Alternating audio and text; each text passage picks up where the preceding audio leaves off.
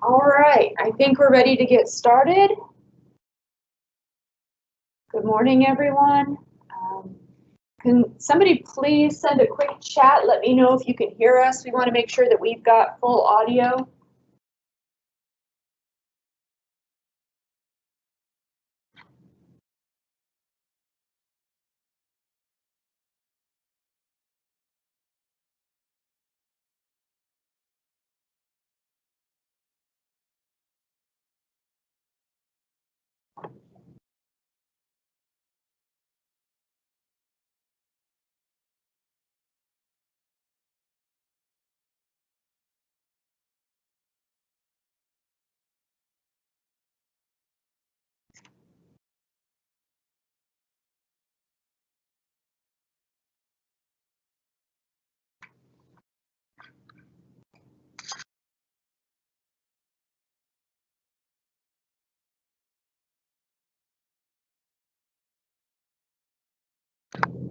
Thank you guys for the confirmation. Sorry, we don't have any way to know if folks can hear us or not, so we really kind of rely on you letting us know that you're on board. So welcome, good morning. We're here to talk about our CDBG PI only applications. In the room, you've got Jessica Hayes, with the HCD specialist, and Connie Malavia, our STAR CDBG manager. We're going to here to help with you guys talk about this through a little bit. I'm going to apologize up front. Our webinar is going to be pretty light on slides. We're going to do a little bit of demonstration, but mostly we're here to take and answer questions. I know a lot of you have a lot of questions, so we want to make sure that we get through those because that's really important, and it's probably the best way that we all learn and figure out how to make this work. So how to ask a question, since that's what we're doing. In the webinar, there's the ask a question to submit a question to the team. So you can ask your questions anonymously, but if you want your name or your organization, you got to put your name in the your name box. And then once you do that once, it'll be in all your questions. We'd really appreciate it if you put your name in the box, because that will help us to know who we're talking to. And sometimes, you know, we've communicated with a lot of you. If we know who we're talking to, we can be a little bit more specific in our answers and make sure that we give you the right direction and we don't send you down the wrong path. So Connie's going to read out our questions out loud throughout the presentation. I'll give a couple points where I'll stop and see if she has a question, but otherwise, I think it should be okay. So just let her know if you have a question, and then we'll be saving the questions and the presentation, and we'll be recording that and putting it up on the website.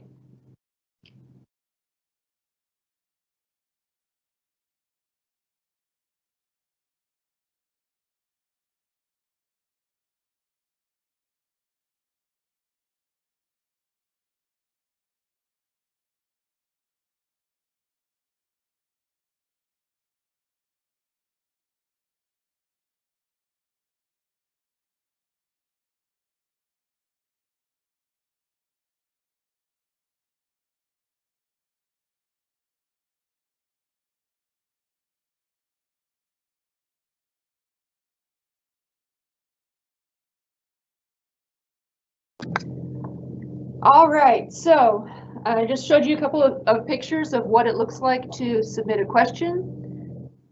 So let's get into our agenda. So we've got just a handful of points here we're going to go over. What is a PI only application? When to do a PI only application? How to prepare and submit a PI only application. We're going to talk about the application itself and the budget.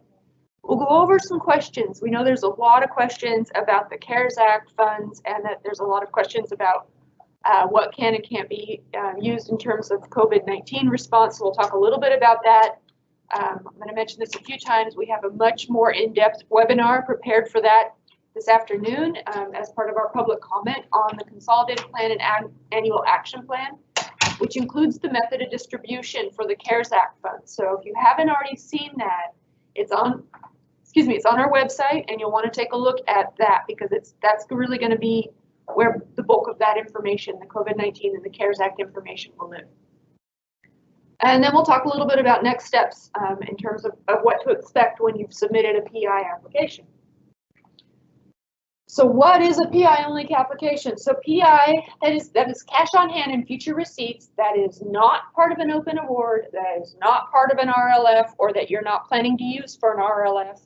That is not part of a supplemental. And we'll talk a little bit about supplementals in just a minute. And it must have some correlation to the PI balance that you submitted to us back in January. That had the evidence, the validating evidence about how much PI cash on hand you had. There should have been a year-end statement or a trial balance, and then some documentation of your current year receipts. So it's got to have some correlation to that. Talking about supplementals, so I know that there's only 2 folks who had supplementals as part of their 2018 awards. There's a lot more folks who I think had supplementals as part of their 17 awards. Depending on where you are in your supplemental, whether you've started or not, you may want to consider dropping your supplemental from your grant agreement and doing it through this PI only application. If you're trying to figure out whether that's the right solution for you, reach out to us and we'll talk it through to make sure that we put you on the right path so that you can use your funding as easily as possible. When are you going to do a PI only application? So we already have some questions about eligible uses. We'll get to that. Just hang on. I'm glad though that you guys can hear me. That makes me happy. Okay. So when to do a PI only application? Your readiness is going to be a factor. So you want to make sure that you're ready to go. We still need to know that you have your program up and ready to go. Threshold is still required. We do not have any waivers right now on any of the current threshold requirements. So if there's a whole list of threshold items, you still have to go through those. And you haven't already applied for a 2019 open grant. That would have been through our over the counter. If you did already apply, we really hope you put your PI in that application, unless you knew you were going to be doing an RLF. If you've applied for a 1920 open grant and you didn't put your PI in the application, let us know. We need to know what's going on. We're not going to give anybody a hard time on this. We just want to get this structured and set up so that it functions and moves smoothly moving forward so that we can start to track this information, report it correctly, all of that good stuff. All right, so if you're preparing a PI only application, you're going to do it through the Grants Network application. You're going to use the current applications that are available. So there's 6 of them up there. Based on whether or not it's a project or a program. Projects are labeled OTC, programs are competitive. If you're submitting a program, it's not going to be competitive. You have your PI on hand. This is not something where we have to rate and rank you. So it will be just a review to make sure that you're complete. Your project title needs to say PI only, then your jurisdiction name, then your project or your program. That way we know that this is a PI only application. If you don't have PI only in there, it's going to get into the competitive pool and we're going to have to figure it out on a one-off. So make sure that your project title says PI only starting in that very first section. You'll need to do the whole application and we're going to get into that in just a minute. And then you'll need to prepare your Grants Network budget. So your budget is going to be your cash on hand activity, your cash on hand general admin, your future receipts. At a minimum, you can get into more detail. That's awesome. We'll leave that level of detail up to you, but at least this much information must be included in your budget. Okay, so I think we have some questions and we'll go ahead and get started on some questions. So I'm going to do the second question first. The question is, what is an RLF? An RLF is a revolving loan fund, and that is where you use your program income as kind of a revolving loan opportunity for projects and programs like housing rehab or home buyers. That would be a housing revolving loan fund. Or if you were doing an economic development revolving loan fund, it would be micro enterprise, financial assistance or business assistance, where you're making loans to businesses to help them either grow or retain employees.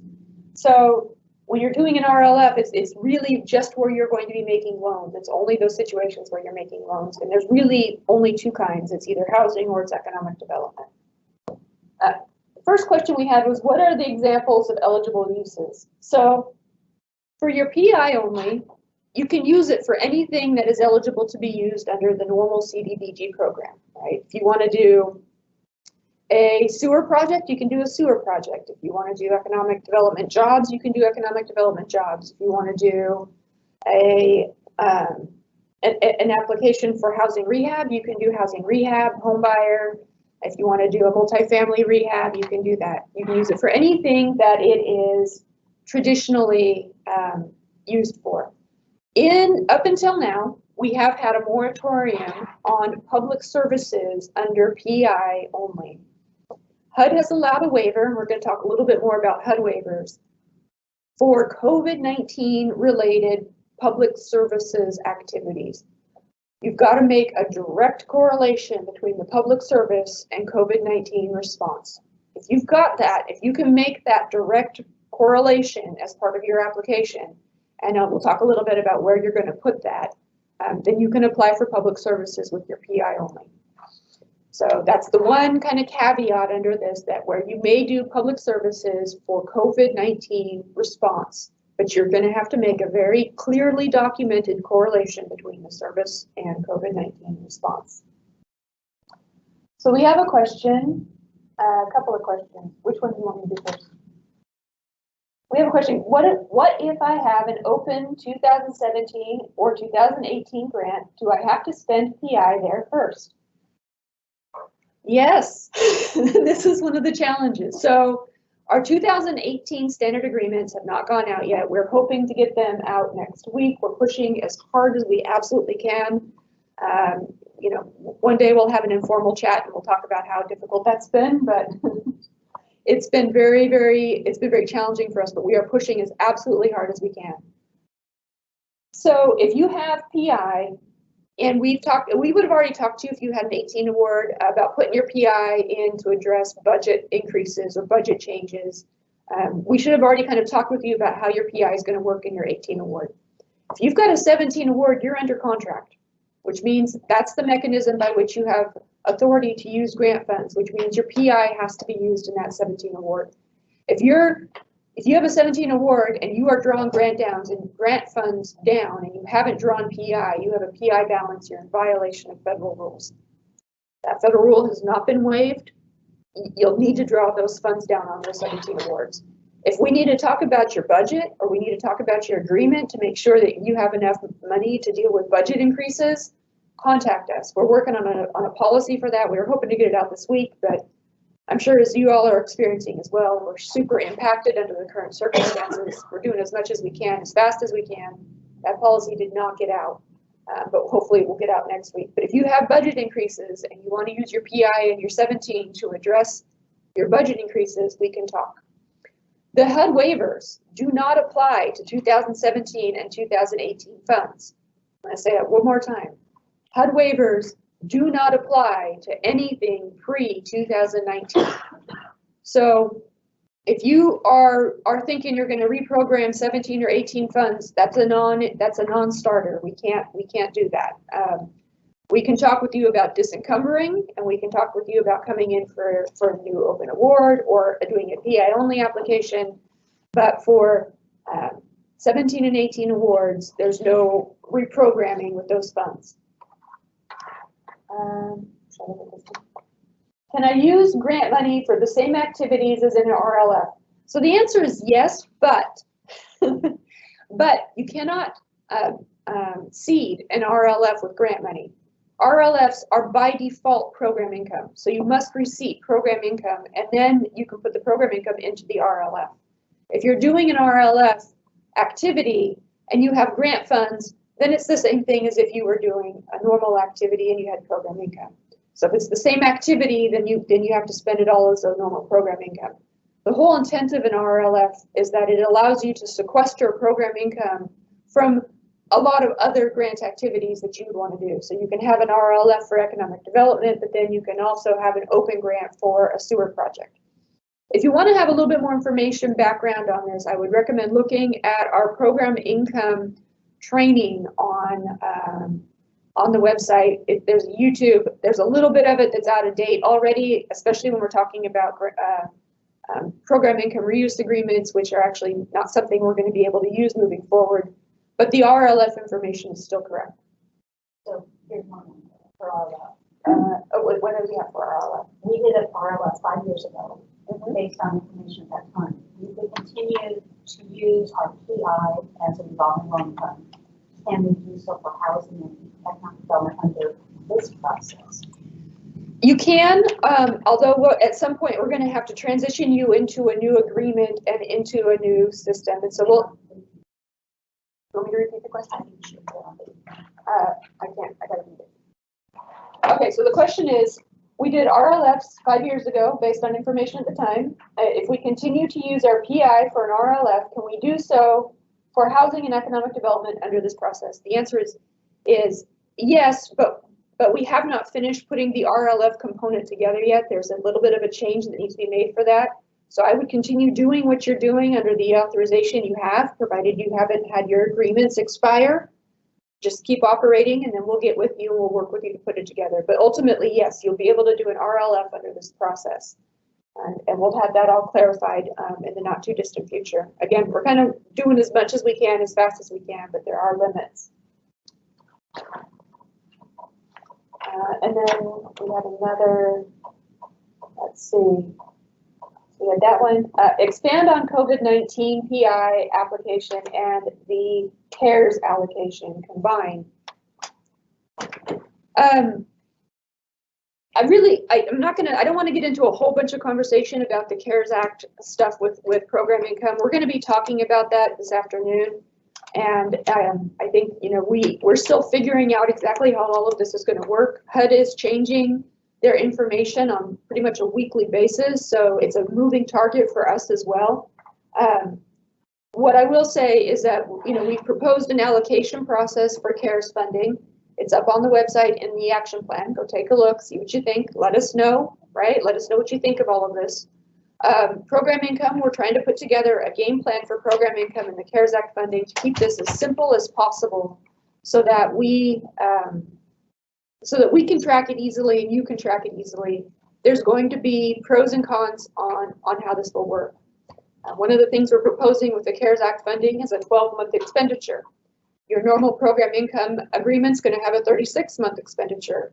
If you want to use your CARES fund and use your program income at the same time, you're going to be under the 12-month expenditure. So that will be something that you'll want to think about. We're also going to be restrictive on allowing multiple activities, the same activity under multiple programs. So if you're doing a CARES Act related or COVID-19 related response PI for example, a meal delivery program, and you want to do CARES Act funds for meals delivery, you're going to need to do an amendment to your PI to put your CARES Act funds into that PI agreement. We're not going to let you do two agreements for meals delivery, because that would be very, very confusing. And HUD would probably see it as duplication of benefits, and that we are double dipping essentially. So we're not gonna do that. We'll get more detailed. We'll get better at having more clarity on how this is going to work as we work out through the CARES Act funds. As I said, we have just barely proposed the method of distribution.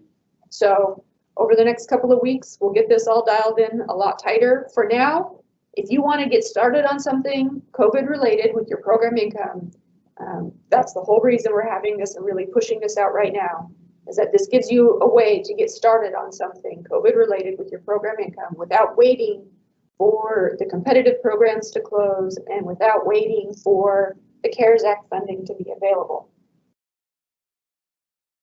Can funds be used for, so we have a question, can funds be used for rehab for businesses? Maybe. Maybe, and if that's what you're thinking about doing, we want you to come talk with us to make sure that we help you structure this correctly. There is a mechanism to do business rehab. I think we're talking about capital rehabilitation, I'm assuming. We're not talking about restructuring of debt or something like that. That would be a different deal. So potentially, we can potentially use your funds to that, but we got to see what you're structuring and how you're going to be reaching your beneficiaries. Can PI be used for new construction of affordable housing and or land acquisition? No and yes. So no, you cannot use CDBG PI for new construction. Housing new construction is not an eligible activity under CDBG, and that includes PI. Can you use PI for acquisition? Yes, you can. We would like you to do that. That would be a great way to do it. Keep in mind that as soon as you make that acquisition, you trigger the 5-year beneficiary reporting, right? So now you've got 5 years to tell us how many people you helped, how many households you assisted. You'll have your whole rent up and everything, and you'll still have to complete a full application. But yes, you can use program income for acquisition. What about housing elements? Do they need to be in place, or can we access our PI if the housing element is not in compliance? So I used the term compliance earlier in our NOFA, and we did a NOFA amendment to pull that word out because we were told correctly, it was me jumping the gun, we were told correctly that compliance was not a requirement. What was required was that applicants, grantees have submitted their housing element to HCD and that they had adopted it at the local level, that was the actual requirement. So if you've met that standard, you're good to go. We do not have a waiver at this time for the state statute requiring that your housing element must have been submitted at the time you submit grants. PI is grant funds, right? It's not open grant, it's not live grant, but it is still CDBG dollars. So those same standards still apply. If we get a waiver, it will be a waiver for COVID-19 response only. So, you need to continue to work on your housing elements. Those are really critical plans and part of the kind of developing a good community. So it's important to keep pushing on that. What about the 17 funds under public services for the COVID-19 relief instead of disencumbering? 17 funds cannot be swapped over to COVID. This was one of the things that HUD was super clear about. We cannot use the public services waiver in relation to COVID-19 for anything, any funds before 2019. We can use it for 19, we can use it for 20, we can use it for the CARES Act. We cannot use it for the 17, and we cannot use it for the 18. So if you're thinking you're going to swap your public services funding over to a COVID response, we can talk about doing a contract amendment maybe, but we can't give you that COVID waiver, right? So you're still going to be subject to the public services cap. So if this is something you want to talk about doing, we can have a conversation, but I can't guarantee that it's going to be an active path forward because HUD's been pretty clear with us that those 17 and 18 funds are not available for that use. So we have a scenario question. So we have a 17 award, which was for one shovel-ready activity, and there is no way I can submit a PI application for a COVID-19 public service, even though this will mean for all PI put into the 2017 IOP. So if you need more money for your 17 project, right, because of a budget increase, and we all know costs have gone up. I mean, they're moderating a little bit right now because we're in a crisis and a lot of folks are unemployed. But if you need additional money for your project, for your shovel-ready project, to make it pencil, talk to us. We'll talk about making sure that your project has all of the money.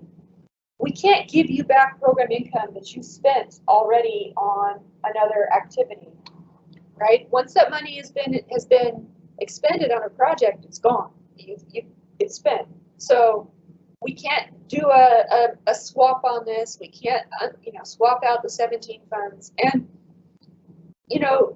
we have done a pretty thorough program redesign.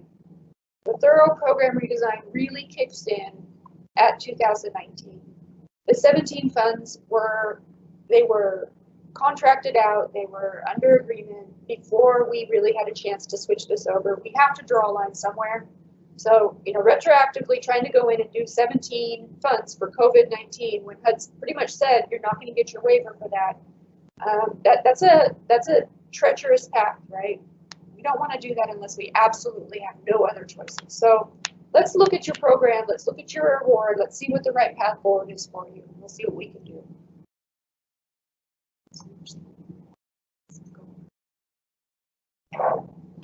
All right, so we have another question. Is anyone else having problems with the speaker cutting in and out? This is a web-based app, so if your internet's getting a heavy load, you're gonna probably have some issues. I'm gonna get closer to the speaker. the way that this is set up is a little awkward for us, but we're kind of doing the best we can. So apologize if you can't hear. We'll have this recorded, and it should be recorded in full fidelity. So if you need to go back later and listen to my rambling answers to questions, that will be a possibility. So we have a couple questions about just kind of general PI. I really recommend you go take a look at our PI webinar. I know it's long, but it gives a pretty good understanding of what program income is and how it works and what you should be looking for. So we have another question. So if we have a PI approved project program and we are expending funds from an open contract, we don't have to worry about spending PI first. We expend from both as we move forward through the program project separately, correct? I want to make sure I understand that we don't have the circular math issue as before. Okay, so if you've got a currently open award, your PI needs to be in your currently open award. 2018's, you guys have an award, but you don't have a standard agreement yet. So we can talk about your PI for 2018. But if you have a 17 or earlier open grant that's still active, your PI must be in that award.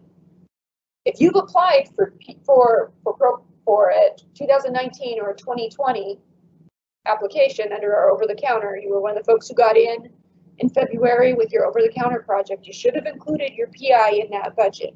Right? That was the instructions we gave at the time. Those still apply, right? We want you to do that.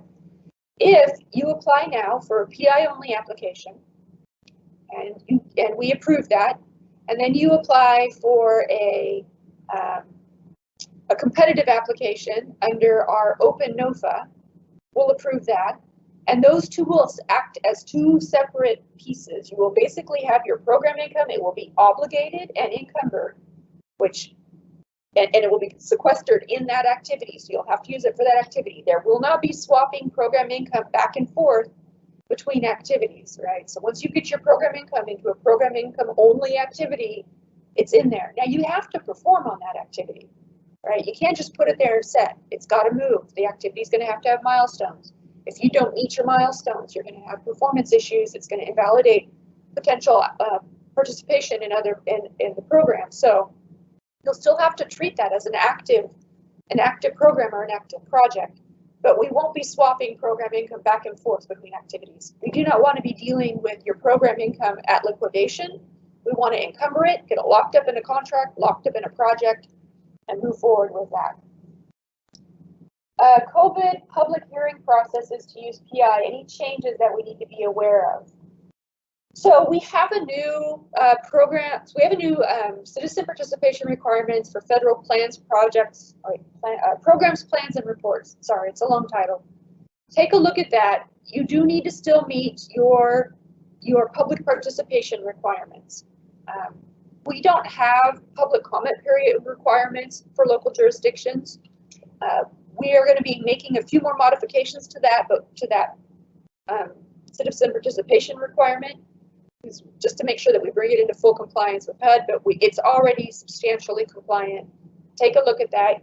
You can do your citizen participation online as long as you've given folks an opportunity to ask questions and have questions be answered, very much like we are here. All right. Can PI be used for economic development grants, forgivable loans to businesses, or will only loans be allowed? What about business services? I don't know what about business services, but I do know that can ED grants and forgivable loans to businesses, we can't do grants. We're going to stay away from that term in terms of economic development. We don't want to be saying we're doing economic development grants. Can we do forgivable loans? We're working on that, and you're actually going to get more information from us in the not too distant future about economic development opportunities under our current situation.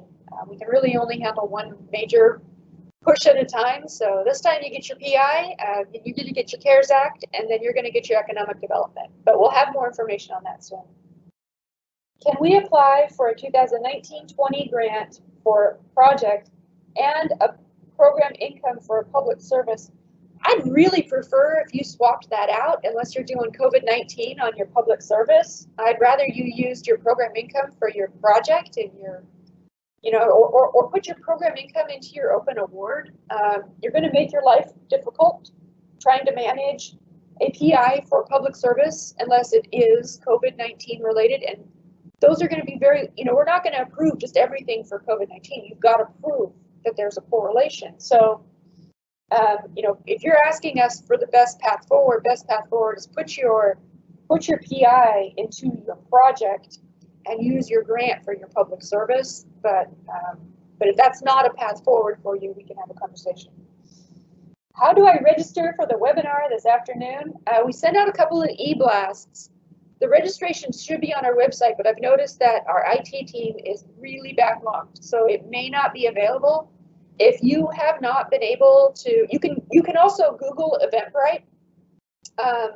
If you Google HCD Eventbrite, all of our events show up, so you can register that way.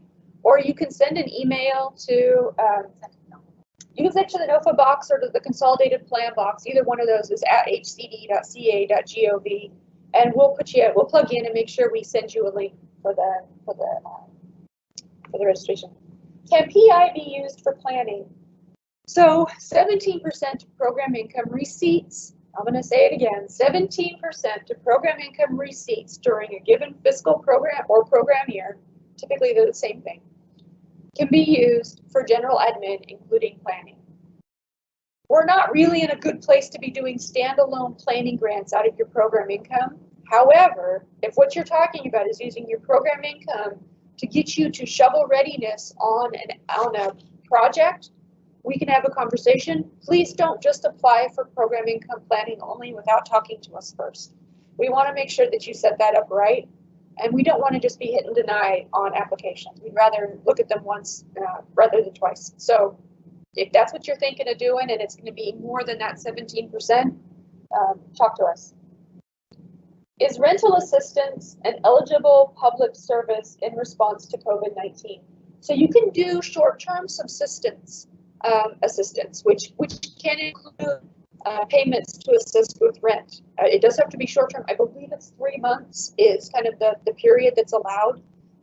That is a public service that can be pretty directly related to COVID-19. Again, you're still required to provide the burden of proof on that, but that is something that is potentially viable. So, if you want to use your program income to help folks not get, help folks have enough money to survive, basically, during this current crisis, we're in support of that, and we'll work with you to figure out how to get that set up.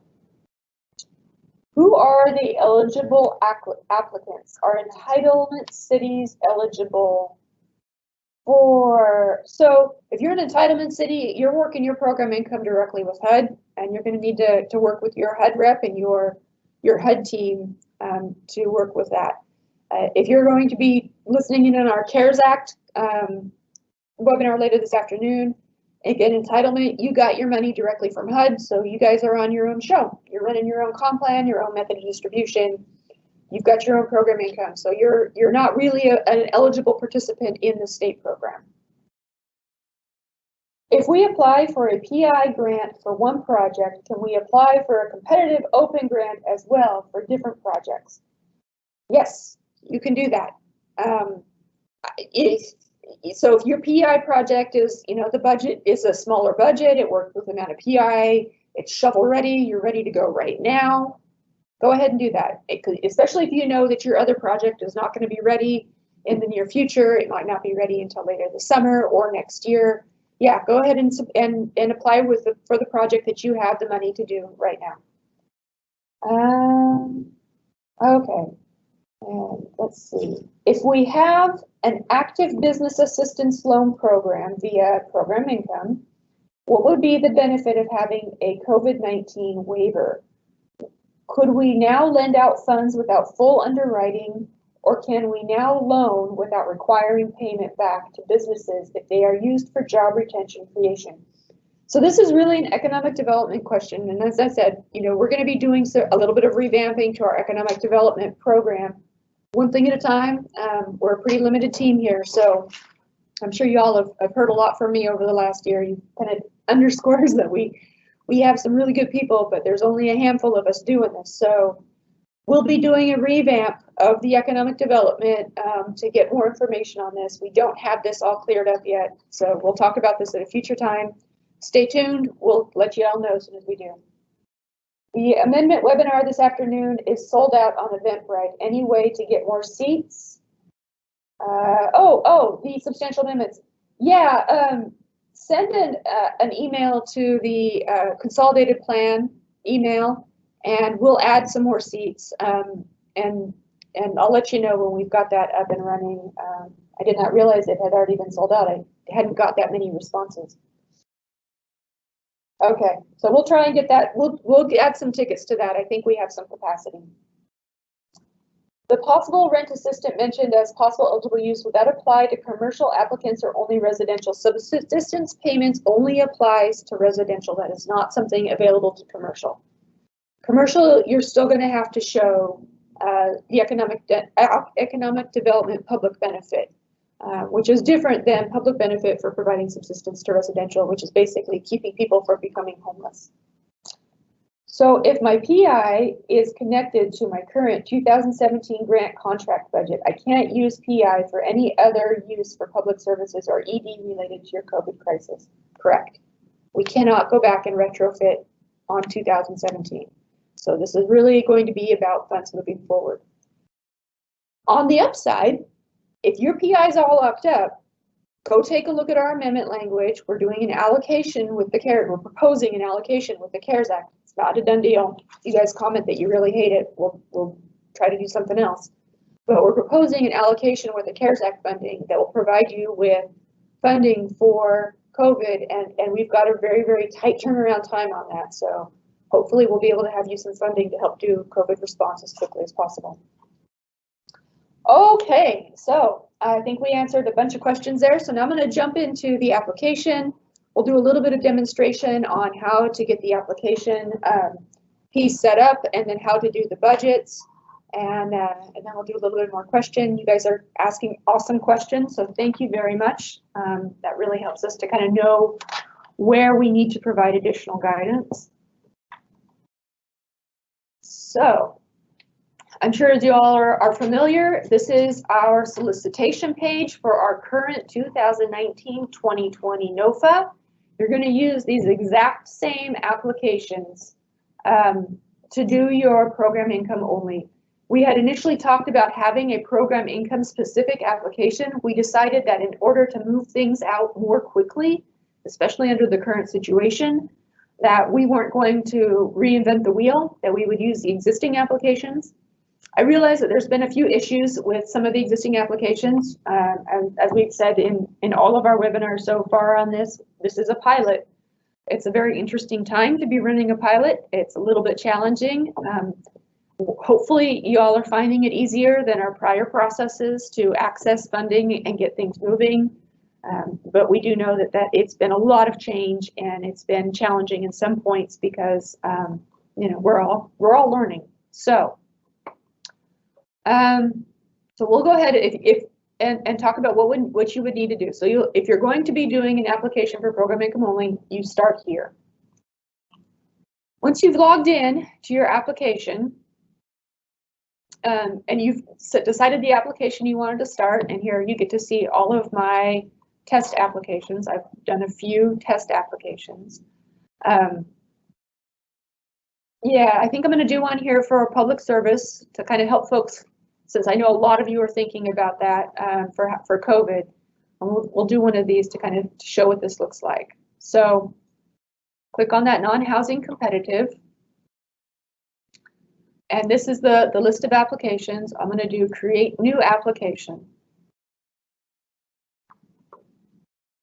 And if anybody needs additional assistance on how to log in, how to get into the system, how to get set up, go ahead and take a look at our GMS training on our website, just so that you have kind of additional information. You make sure you know how to get your login. So I have this structured under my personal email. So everybody close your eyes.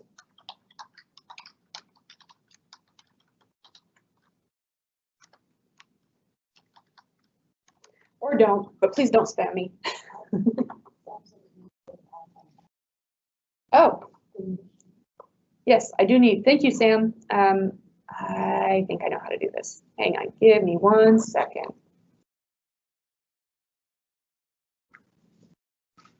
And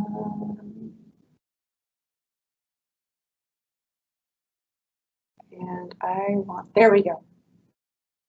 Did that work? Can somebody let me know if you're seeing the application? Should be homepage, profile.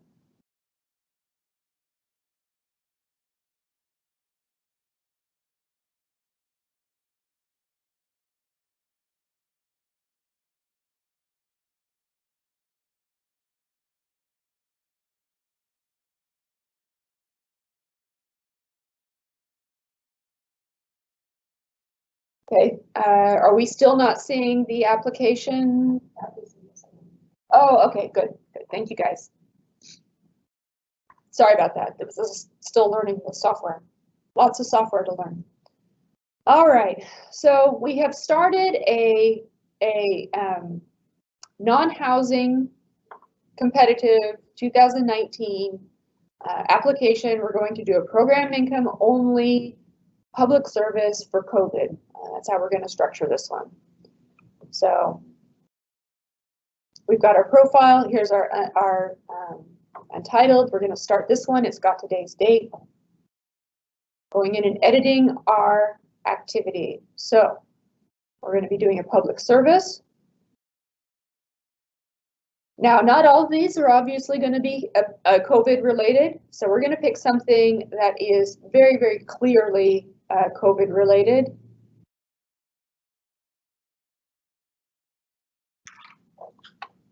There we go, food banks. I think everybody's heard in the news about how impacted food banks are. So it's pretty straightforward to draw a line there.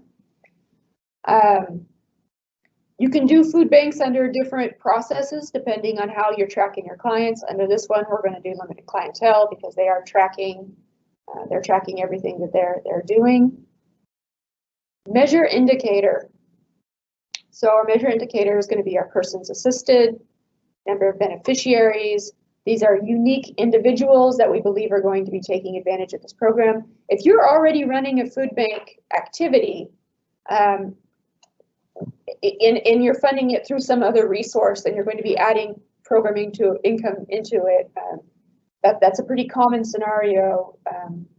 You'll just want to identify your number of unique, first time use beneficiaries. So we'll say for this one,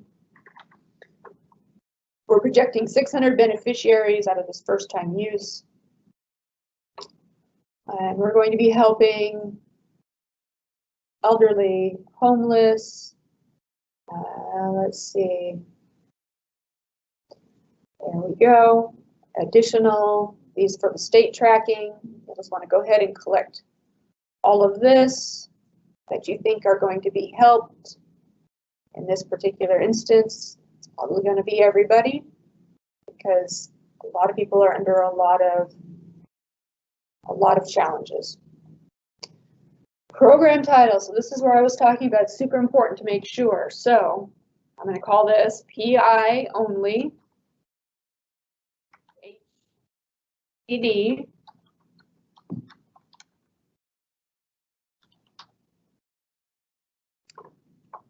If it was your jurisdiction, you'd put your jurisdiction name. If it was related to a specific food bank at a specific place, you'd put that information in there.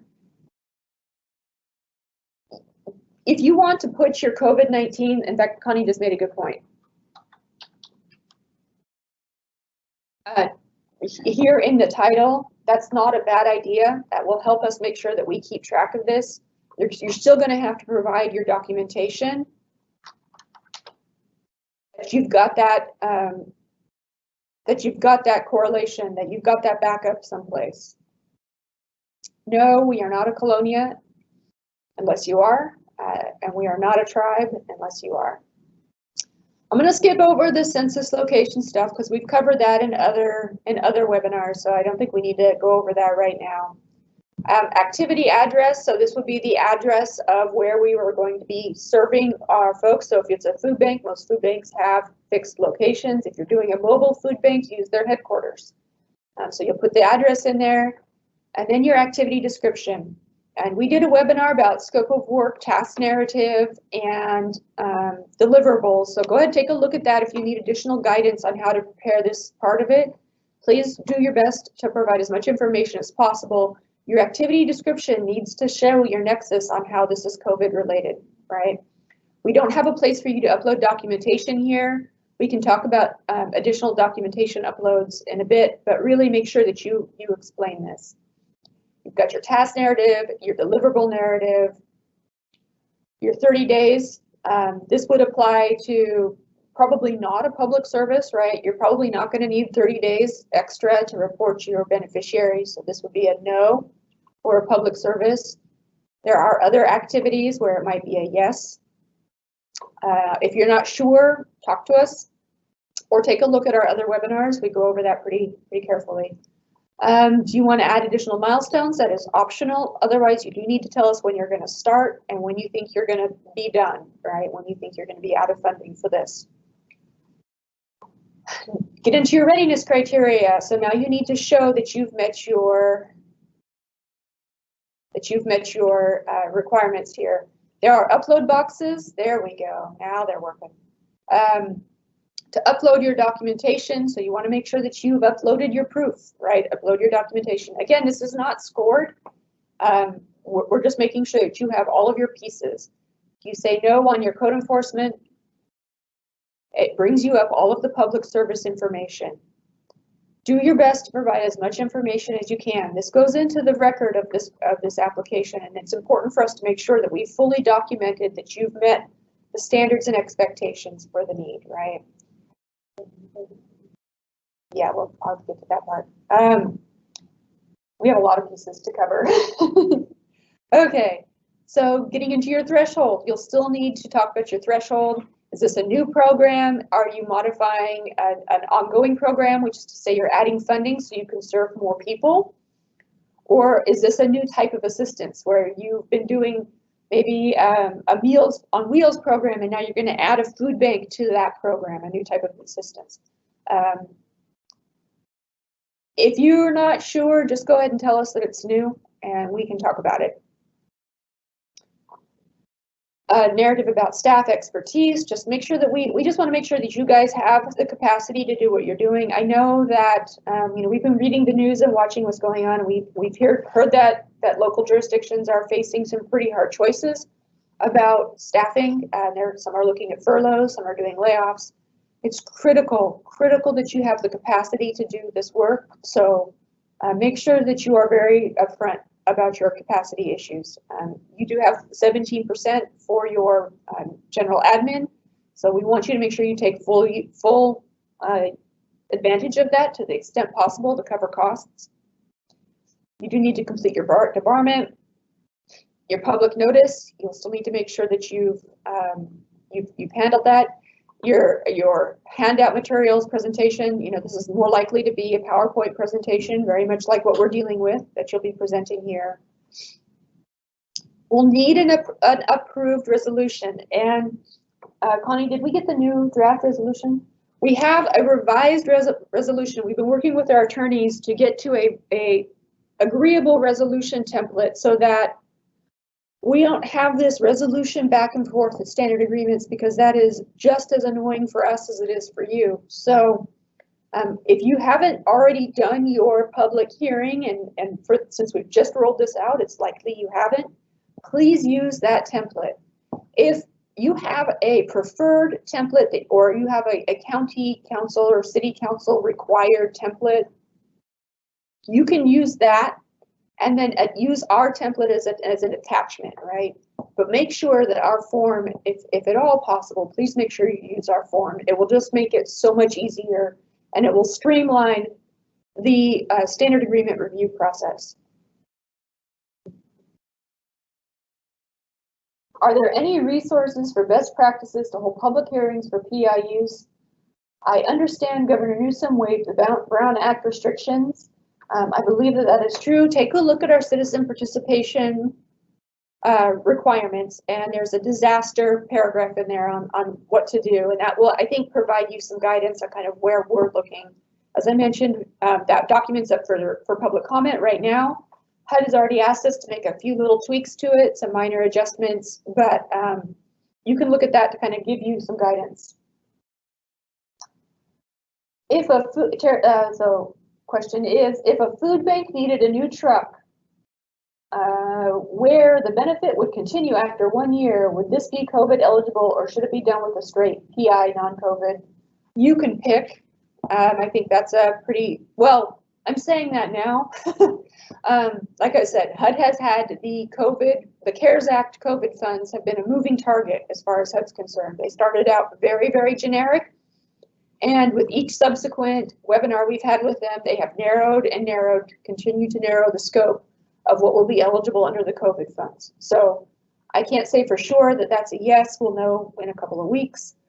If you need it now, use your PI. That would be my recommendation. All right. So then there's all of your single audit, your monitoring, all of that is still the same. 50% rule, program income. So this is something where we would appreciate feedback from you. You know, the 50% rule applies to new grants. We don't particularly feel that the 50% rule should apply to program income. If you kind of agree with us, let us know that you feel that that's, you know, that's applicable. In our mind, it's unrelated. So I think that that's pretty clear that we can exempt that. And, you know, that will be one where you just say yes, whether you have or not, because it is not an open grant. So we have a question, is our expenditure timeline 12 months for COVID PI? So this is complicated. Your CARES Act funds will have an expenditure period of 12 months. Your COVID PI, if you do not merge your CARES Act funds into your COVID PI, will have a 36-month expenditure.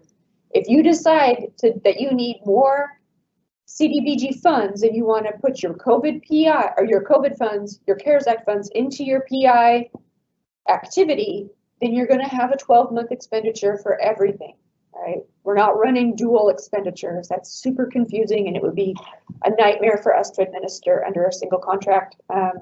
So if you think that that's what you're going to do, then be prepared to spend all your funds in 12 months. If you're just doing the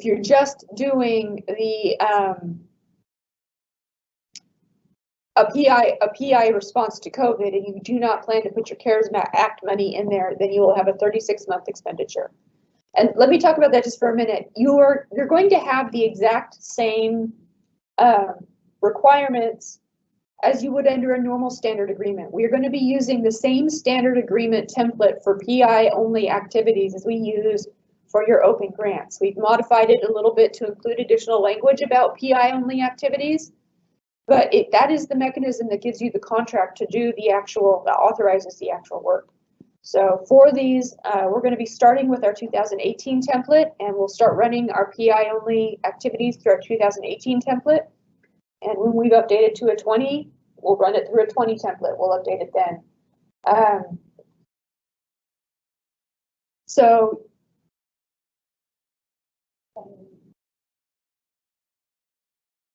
Right, yeah, if you're thinking about doing CARES Act and PI, make sure you sit in on the webinar this afternoon, and we'll make sure we have enough spaces for everyone.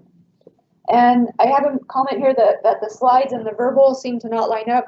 This software does this weird delay thing. It's like a 30-second delay, and I'm not sure how exactly to manage it. It's one of the reasons that we don't have a call up this time.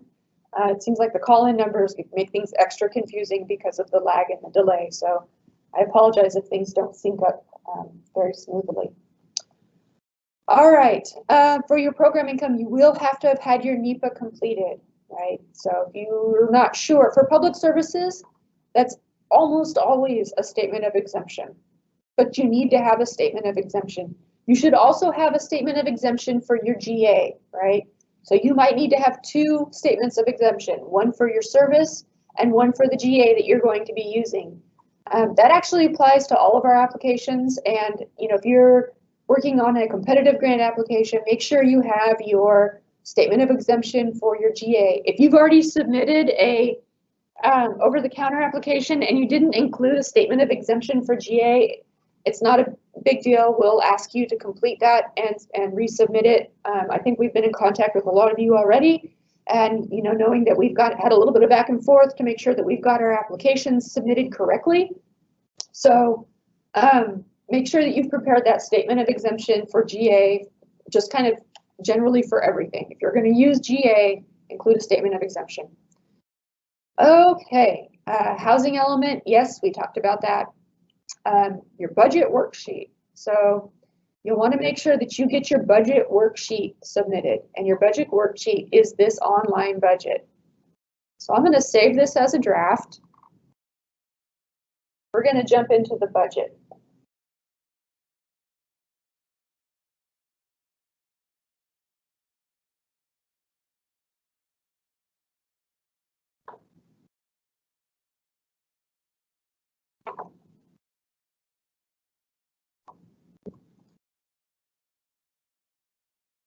All right.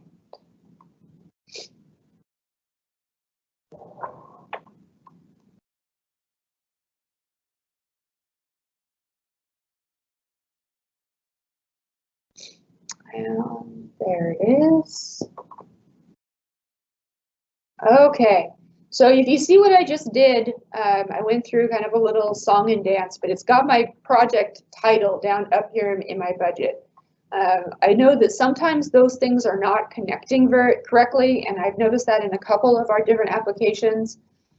It's tricky with the budget pulled out like this to make sure that it correlates to the correct project. So if you're having a hard time getting your project title after you've saved it to show up in your budget, let us know so that we can help make sure you get it in there, because that will make it a whole lot easier when you have to prepare your budget.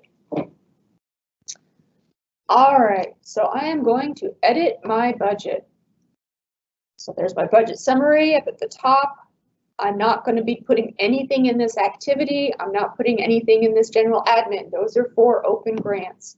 I'm not running any other match funds or any of that. I'm going to come down here directly to the program income budget. I'm going to click on that. I'm going to click on the little circles here. I am going to add a table. Once I've got my table up, I'm going to add some rows just to make life easy.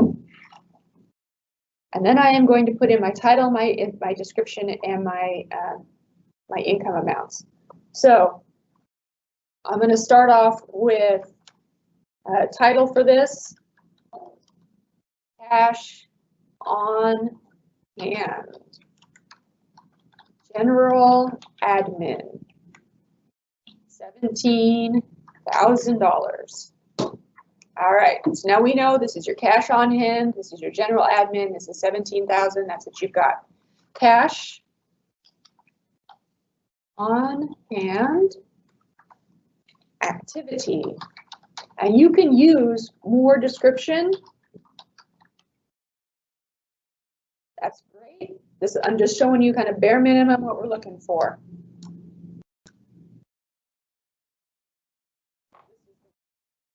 $83,000. All right, so right now I have identified all of my cash on hand. Come up here to the top here, you see I've got my little program income. Showed me my full $100,000 cash on hand. So I know that I'm going to use at least that much. Now, I'm recommending that folks put future receipts in these. If you think your receipts are going to come in during the period that you're going to operate this activity, and you know you're going to want to put your receipts toward this activity, put your future receipts in. You can be generic on your future receipts. The reason we want you to put your future receipts in is that we want you to budget to a not to exceed. We don't want you to budget to the ideal dollar, right? We don't want you to budget to, you know, $83,254.76. That makes it very, very difficult as soon as you need to add a dollar to that budget. We want you to budget to a not to exceed. We want you to be using not to exceed language in your resolutions. We want you to be using not to exceed language in your contracts. We want you to be using not to exceed language in your public notices. Please take this to not to exceed. Please do not identify this to the dollar, right? Give yourself some flexibility. We'll thank you and you'll thank you later. Okay, so future receipts. And I don't have to break this out into general admin and activity at this point, but if you feel pretty confident that you know what's going to happen, you're one of those agencies that gets us like a minimum set amount of program income every year, then you're welcome to break it out to general admin and activity. I'm just going to keep this generic, future receipts.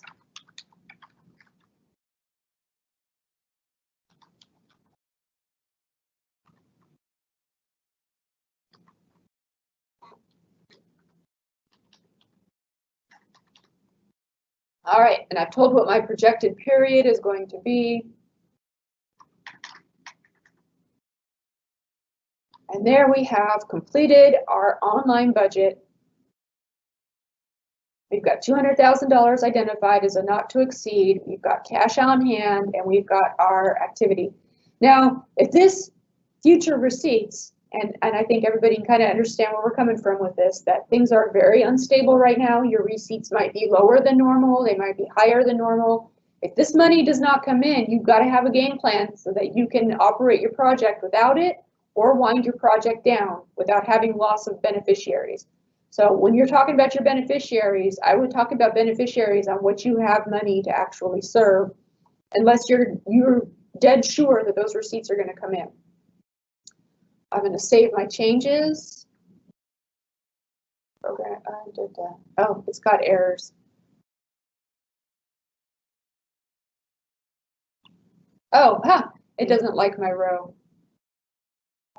So here, I will put some things in here. Let's see if I can delete this. Bam. Did you remove? Come on. There we go. Okay, you have to highlight the whole thing to hit the remove row. Now I'm going to save my changes. It's giving me a note, right? I can make a note.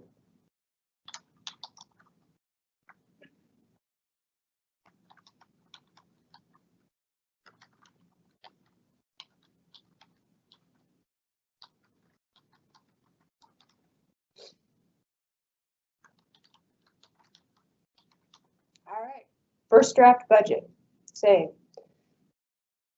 Then you must come down here and complete your budget narrative. We've been looking at some of these, and a lot of folks have kind of avoided this part or just not included it.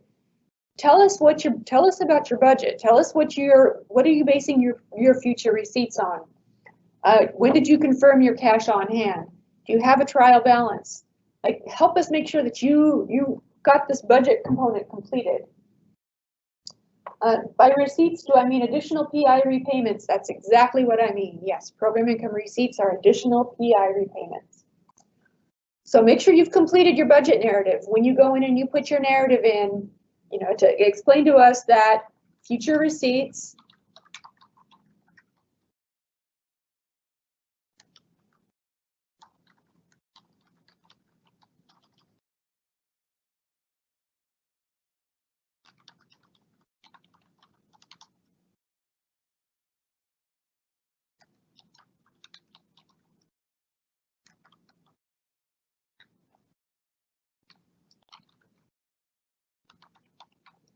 provide a little bit of context for what you've got going on.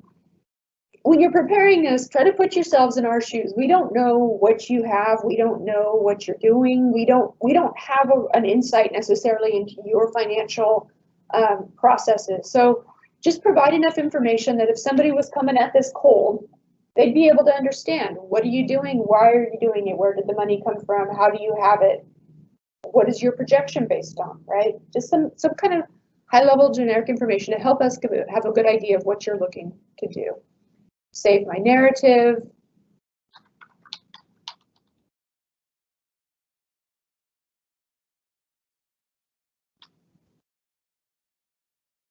There we go. I strongly recommend using the notes feature whenever you have a chance, especially if you have multiple people working in your application. That will help you know who made what changes when. This is something that we really want you guys to get used to. It's something we're using as well. It's on that note feature happens for both you and us. So when we're looking at stuff, when we're pushing stuff back to you, we have opportunities to do notes too if it's in the budget. All right, so we've completed our budget. Everything's been saved. It's not letting me save changes because everything's been saved. I don't want to discard my changes. If I want to export this budget to Excel, I can do this. If you want to start your budget, export to Excel, use Excel because it has formulas to complete your budget and then re-upload your budget. You can copy and paste it back in. That's an excellent way to do things. And make sure that you have a backup just in case. Return to my application. When I have completed my application and I've completed my budget, I'm going to go ahead and submit my application. Once you've submitted your application, we get pinged. We'll know that it's available and for review. You'll get a little notification that says your application has been successfully submitted. Just because you get the notification that means your application has been successfully submitted does not mean you have submitted a successful application. We're going to look at your application to make sure it has all the parts in it, all right?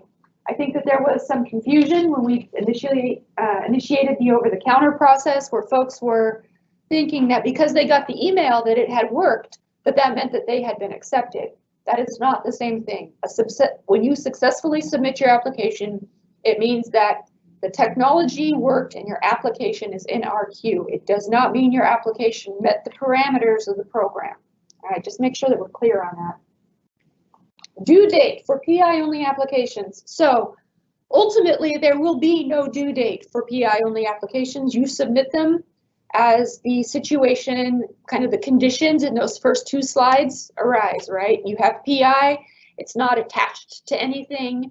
You're not projecting to stick it, you don't have somewhere else that you have to stick this money into. You're ready to do a PI only. Ultimately, this will be an ongoing open application. Currently, for right now, since we're using our existing applications for this, the due date on the competitive applications closes June 1st. So we have until June 1st to get you an alternative PI only application. So we're going to work on getting that set up for you. But in the meantime, just go ahead and keep using the stuff that we have available so that we can make this go now as opposed to later. Again, this is not necessarily optimal, but we're doing this to help make sure that you have access to these funds to run your programs now as opposed to later, because I know a lot of you have needs now, right? So we're trying to be responsive to that. But ultimately, there will be no due date for PI only applications. We'll take them on a rolling basis as you receive the funds and come up with a way to use them. All right, back to the questions. Can we have some PI and a project open contract and some in a PI contract?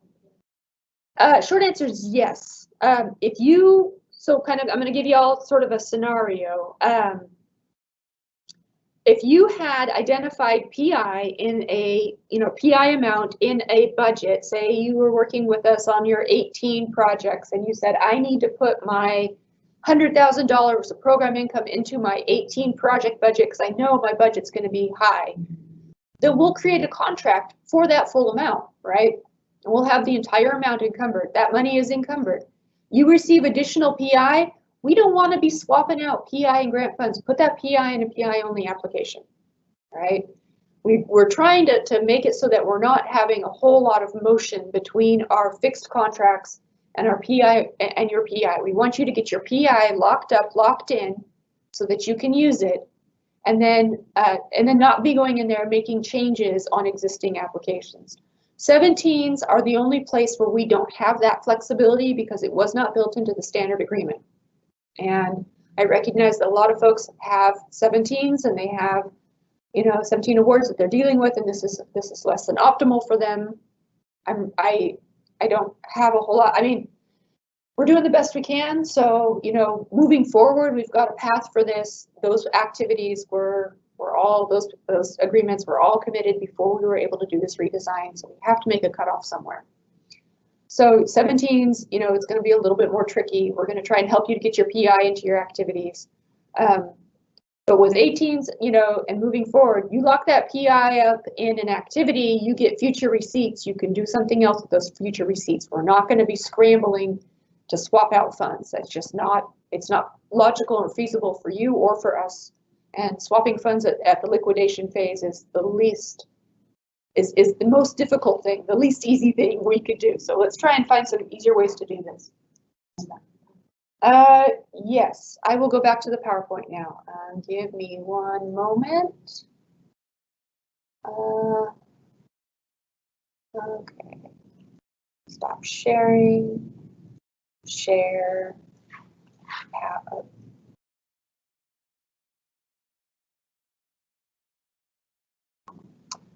All right.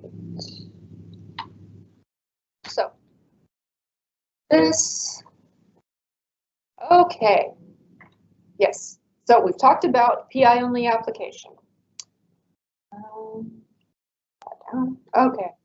Questions.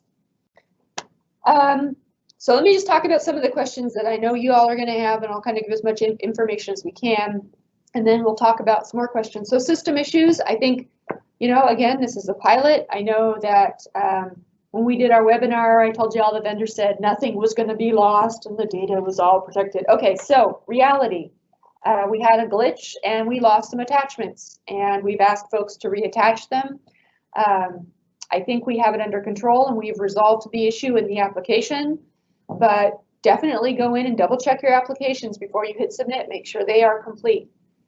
Make sure that if you're writing narratives, whether it's project description, task deliverables, narrative in the actual applications, put the narrative in a Word doc, save it in a Word doc, spell check it, go through grammar check it, have people read it, get a second set of eyes on it, keep it in a Word doc. If it gets lost in the application and it's happened once, we're going to try really hard not to have it happen again. You can back it up and you can go in and re-enter it. So if we have an issue where we have kind of an application glitch again, we'll let you all know to make sure that you have a heads up on that. We think we've resolved the issue. We don't think it's going to continue to be an issue, but please make sure that you are structuring yourself so that you can re-enter data on the very off chance that it gets lost.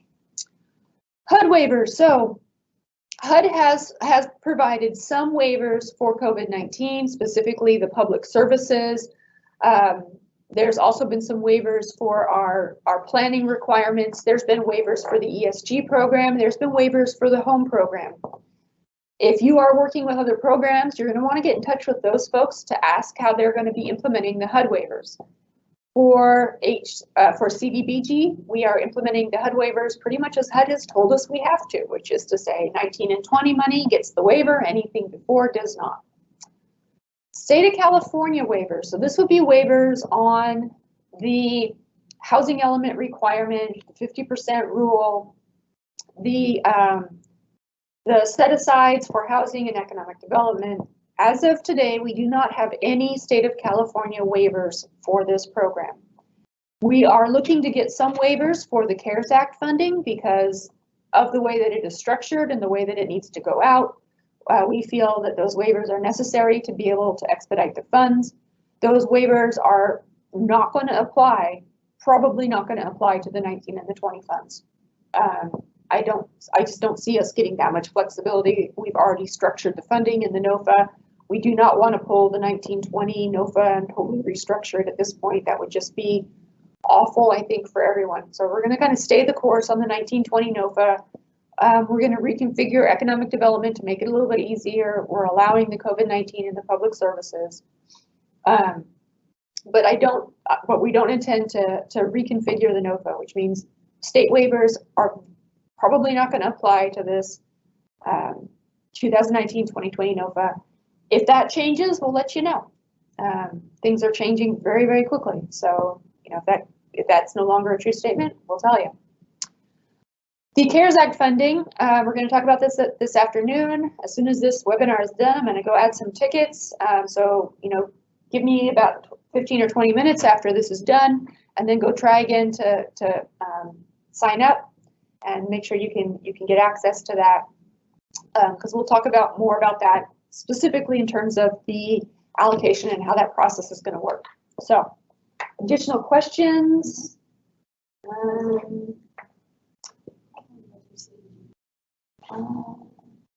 If you would like to get the notice for this afternoon's webinar, send an email to the CDBG NOFA and put in the subject line CARES Act webinar so that Connie can sort them really fast. And we'll make sure that we include you. We'll send you a little email about the webinar. We'll make sure that you get included when we send out the links, so we can make sure we have that in there. All right, do we have any other questions? Susie says she was able to register at Eventbrite, no issue. Thank you, Susie. I'll still go check and make sure we have enough tickets. I don't want anybody getting sold out. Okay, next steps. So get started on your applications. Contact CDBG NOFA if you have questions or issues as you're working on your application. But go ahead and get started. Reach out if you have questions. Let us know if you're having issues. Also, let us know if something doesn't look right or if it's not working right. You know, like as I've said several times, we're spread thin, but if you tell us something's broken, we'll do our best to fix it, and we'll do our best to fix it right away. Double check, make sure you're attaching everything you need to submit your application successfully, right? We're not going to be scoring them, but make sure that you submit that.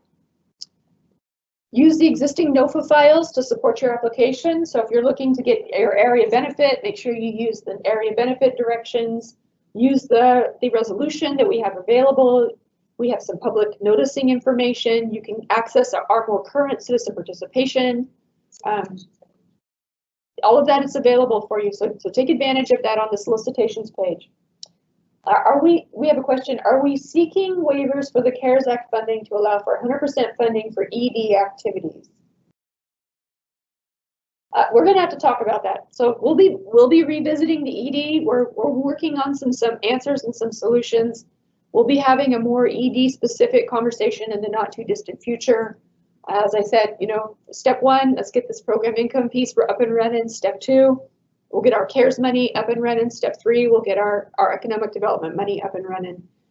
We've got a lot of moving pieces, and we're trying to do as much as we can as quickly as we can.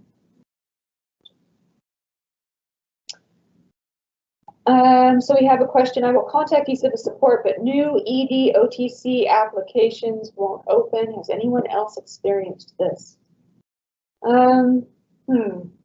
Yeah, reach out to the eCivis support team. If it keeps happening, let us know. We'll reach out with them and see what's going on. And do we have anything else? All right. Thank you guys so much. We can give you another minute or two for questions, just in case somebody's still typing something. Otherwise, I think we've pretty much got everything that we have available to you. I do know that this isn't comprehensive, but we'll keep working on it, and let us know what's going on. Keep us in the loop, right? Let us know what's happening for you guys. Also, please feel free to reach out and let us know if you have what you think are unique or specific COVID-19 response needs. We want to make sure that money does not get narrowed down too tightly. So, you know, if you feel like you have a need that maybe is outside of what's happening in the headlines, but fits within the CDBG matrix codes and eligible activities, ping us, let us know. We can then turn around and let HUD know, and hopefully keep them from restricting the activities too much to make it too difficult to use this fund. So keep us in the loop. All right, guys, thank you so much. We appreciate it. Keep an eye out for feedback on that CARES Act webinar in just a little bit. And otherwise, have a great morning. Thank you for giving us your time.